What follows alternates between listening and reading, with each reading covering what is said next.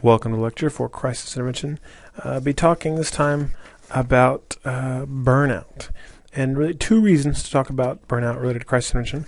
And really, burnout itself doesn't present as a crisis. Usually, it's kind of a slow, insidious process. But it's relevant to discuss in a crisis intervention class because two reasons. One, if you do lots of crisis intervention or even just counseling, you are potentially at risk for experiencing burnout. So it's important to know the warning signs, the symptoms, and also we talk about some information about prevention of burnout. But also, you may have clients who are in the helping field, as counselors, as first responders, as physicians. And they may experience burnout. They may come to you. And they may come to you in crisis, and they may be vulnerable to a crisis because of the experience of this kind of professional burnout. Okay. So, that being said, let's talk about what it is. Multiple definitions, but I think the one that I think makes the most sense to me is that it's a pattern of thoughts, feelings, and behaviors among caregivers that's characterized by three features. One, emotional exhaustion, right? And emotional exhaustion, you know what it feels like. It's that feeling of being completely drained, because experiencing intense emotions is draining. It takes energy, both being very happy or sad or whatever yourself, and also being with somebody who's experiencing intense emotions. If you're a highly empathic person, which most of you are, it pulls energy from you, right? And it drains you. And if you do it continually without recharging, just like physical exhaustion, you can become emotionally exhausted. And emotional exhaustion often includes a physical component where you feel physically tired, right? But also involves this loss of flexibility in emotional responding, right? To where typically you have flexible emotional responding where things happen, something kind of good happens and you feel happy, something sad happens, you feel slightly sad, something irritating happens and you feel annoyed. You can feel all these different ways. Once you get emotionally exhausted, the range of emotions you can feel gets constricted, right? And usually you're left with fewer options, most of them kind of negative emotions, feeling annoyed or angry or just sad about everything and not being able to feel good about things. That's one of the one component of burnout. Another would be depersonalization of others, of supervisors, colleagues, clients. It's just about where you stop seeing people as people, and you see them as maybe as obstacles to things you need, or as just things that pull from you, that want from you. We've got another crier on line 3, if you're working on a crisis phone line. So it's not a person who's sad and distraught. It's a crier, right? You've now depersonalized them. You've made them something and not a person. And that happens when you work with people a lot. And you see it if you're ever around ER physicians. They do this depersonalization, not necessarily from burnout, that can't happen, but because it makes it easier for them to do their job. They need to depersonalize their clients, their patients, to be able to do their urgent work. And so you may hear them, if you're ever around them very long, talk very callously about patients. It's not that they don't have feelings, but they have to treat these people as bodies and not as patients. Otherwise, it's difficult for them. But as counselors, we typically are very much personalized people, and we're very much about getting to know an individual. But if you experience burnout, part of that experience can be a tendency to depersonalize others and kind of do the opposite of what you're trained to do and you naturally want to do. And then the third part is a perception, a self-perception of a decreased effectiveness of helping. So you feel like, there's no point, nobody gets any better. People they look like they've made gains, but then I hear about them 6 months later, and they're using again, or they're having those same relationship problems they had before, or they're depressed again. Nothing I do matters. I can't help people. So all those things together characterize burnout among help givers. So what things put you at risk for burnout? Well, lots of things. We talk about a couple. Some of the characteristics of the helper that might put someone at risk. Unrealistic optimism. So being unrealistically optimistic about your ability to help, or having unrealistic expectations about expected outcomes. So if you're treating someone that comes in with a heroin addiction, and they're in crisis, and you think, okay, well, and you have this, we're gonna have a session, and I feel really good about this session, and they said they're gonna quit and they're gonna go to rehab, and I feel like I really turned their lives around. I think it's really gonna stick. I'm feeling really great about this. If you believe 100% that they're not gonna relapse, that's probably gonna come back to bite you, because we know people relapse, and relapse isn't the same thing as failure. It's relapse. So it's important to be realistic about what to expect from clients, and in what ways you can help people. And unfortunately, in our jobs, we often don't get to see the ways that we help people. We often plant the seeds of change, and we don't get to see them grow necessarily, especially given that most of us don't get to do much long-term therapy anymore. So you have to adjust your perspective about what you can feel good about. If you can help somebody who came in crying and couldn't, find their way, to the bathroom, and now they've got it together enough that they can get in their car and go home and take some steps toward a plan, feel really good about that. Right? That's good crisis intervention. You've helped them regain some equilibrium. They may continue to make poor choices in their life, but you've still helped them. And so having a realistic view is helps prevent burnout, and having an unrealistic view puts you at risk. Individuals that have difficulty asking for help, and difficulty admitting struggles, think, well, this is my job. I should be able to help people without really needing much consultation or supervision. I went to school. I have a degree. I have a license. I should be able to do this. And at some level, you should be able to do a lot of stuff, but none of us can do it all alone. And our position is one that very much thrives on collaboration, and recognizing our own limitations, and we all have them. Even the super therapists that you watch in training videos that seem to just know all the right things to say, they have their limitations, and they need to ask for help at times. If they don't, they're at risk for burnout. Helpers that don't pay good attention to maintaining healthy boundaries, have poor boundary maintenance, especially with clients. So if someone's in crisis and you're trying to help them, and you maybe feel a special connection to this person, you think, well, I think I could really help this person, and I've got they need a place to live, but the shelters are full. I've got an extra bedroom. I could probably offer them to stay in my house. No. That may be the sweet thing to do. It may be the Christian thing to do. It's not the professional thing to do, right? You are not a friend to your clients. You are friendly with them, but you are professional, and it's important to maintain those professional boundaries for your own good and also for their good. And failing to do so puts you at risk for burnout. Because when you give beyond what you is appropriate to give, unless you're, truly selfless, somewhere you're going to have some expectations that they're going to be thankful and they're going to do well. And if you kind of violate boundaries and do more for people than you should, and they aren't appropriately grateful in your eyes, or they don't do well, it's going to hurt.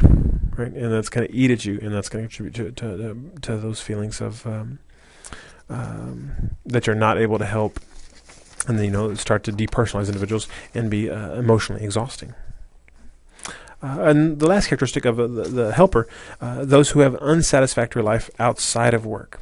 So if you're not getting your primary psychological needs met, think about kind of Maslow's hierarchy of needs, love, esteem, meaning. If you can't get those met without work, you put all those eggs in that work basket, and it will become everything. And when it's everything, that's a problem, because work is not always going to go well, especially our work.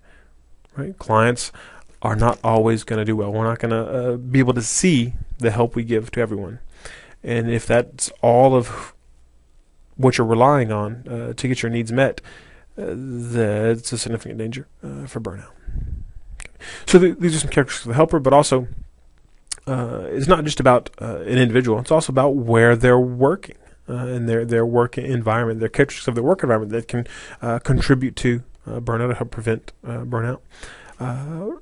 Risk factors include lack of peer support. Again, I said, we're really about collaborating. So if workers are isolated, that can be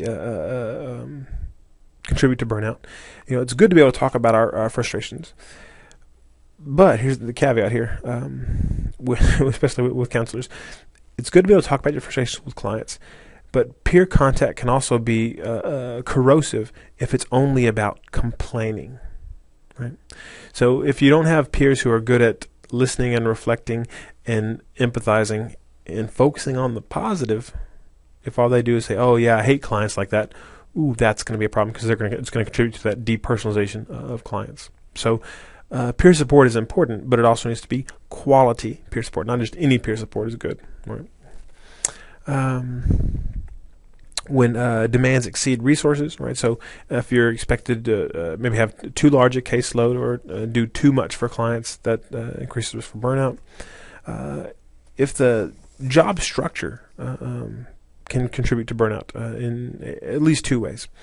One, in terms of the roles, what you're expected to do. If your job roles are vague, or if you have conflicting roles, that contribute to burnout because you're not exactly sure what to do, or sometimes you think, okay, well, I'm supposed to serve this client, and the client is the family, but this one family member isn't. I can't serve them because they have this other issue, and we don't serve that population. If you can feel trapped and helpless, and that helplessness contributes to burnout. And then there's also poor organizational communication.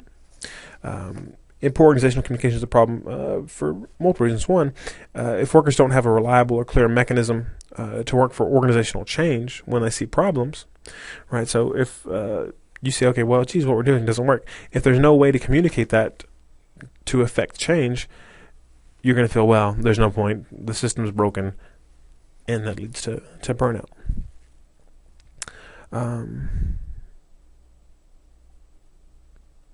And also, if supervisors don't promote autonomy, don't kind of communicate to you that you have the authority based on your experience, expertise, and training to make certain decisions, it makes it hard to feel like you're having an impact. That you're just a worker bee following some manual that anybody could do it, and you're not really helping anybody. Okay, in terms of the process of burnout, because I said before, it's a kind of a slow, insidious process. Usually, not one incident necessarily causes it. It's an accumulation of stressors and psychological stress, and not to be ignored is the impact of biological stress. Because all our psychological stress is biological too, right? With cortisol flowing through our body and at high levels and for over long periods, causing damage to brain structures, making us feel differently, right? So it happens over time, and we can talk about stages of burnout. With the first one, ironically enough, being enthusiasm. Enthusiasm, that's not burnout. No, enthusiasm isn't burnout yet, but it often starts that way. Right, so enthusiasm, again, is generally a good thing. But when it's associated with unrealistic expectations, it puts you at risk for burnout, right, if you're overly optimistic. So obviously people are unlikely to present for therapy when in this stage. If they do, because they think, oh, my supervisor told me I need to come talk to you. I'm really excited about helping people. I'm going to change the world. If they do come to you at that stage, you want to encourage realistic expectations, right? Without encouraging negativistic or pessimistic attitudes. Right? So you don't want them to think you can't help anybody, but you also don't want them on the other extreme that they can help and they can save everybody, because that's not realistic. And even when you try to do this, some helpers may think, yeah, and you maybe think when you read this chapter, yeah, but not me. I can really make a difference. I've got a gift. And some people you just can't change, and they will move on to these later stages, and maybe you can intervene effectively then. The second stage would be stagnation, right? So the initial burst of energy is fizzled, and the person may begin to question their previous assumptions about their work. Still unlikely to present for therapy here either, but if they do, you may think of this stage as maybe a necessary correction of their previous unrealistic perceptions. The key here is to help them shift the role of their job in their lives, right? So that the job isn't everything. Encourage other ways of getting their basic needs met. So, kind of give that message across. Well, the job isn't what you thought it was, but it may not be as bad as you're starting to think it is either. So we want to move them away from the unrealistic positive. We want to keep the pendulum swing all the way to the unrealistically negative, and then also helping them gain some perspective about what needs they maybe were trying to get met at their job, and maybe some better ways of getting those needs met. If they continue past stagnation, it leads to frustration. So here, they want to be able to help, but feel powerless to do so for a variety of reasons. Clients can't change, clients won't change, or maybe the work environment won't allow you to work the way you need to help people. Like, well, I could really do it, I can make a difference, but these stupid rules, all these this bureaucracy is preventing me from being able to help people.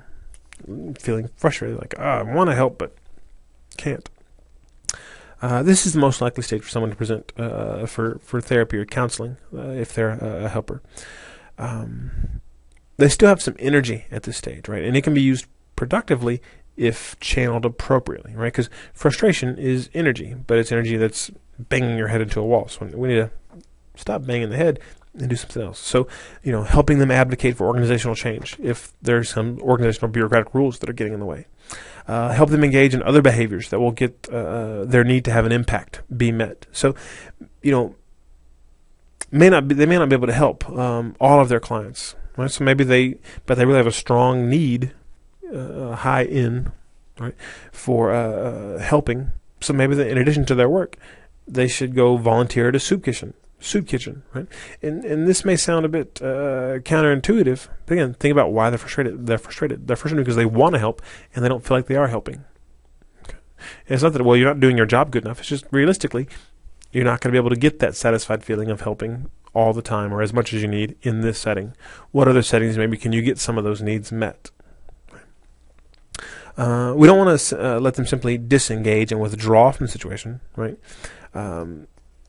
And because of that, you may need to, as I say, poke the bear a bit here. So you may need to increase their frustration a bit to keep them from slipping into apathy. So if they're kind of frustrated, but they're trying to go, oh, it's really frustrating, but I don't know, what's the use? Maybe there's no point in doing it. We don't want to go, yeah, you're right. Say, no, yeah, you really want to help, but it's so frustrating you can't. So sometimes you have to key into and empathize with that frustration to get the energy back up until they get a little more angry again, and then say, what are we going to do about it? Right, so get the energy back up and then find a direction for it. And lastly here, don't rule out exploring other careers. Not everyone has to be a help giver for their profession.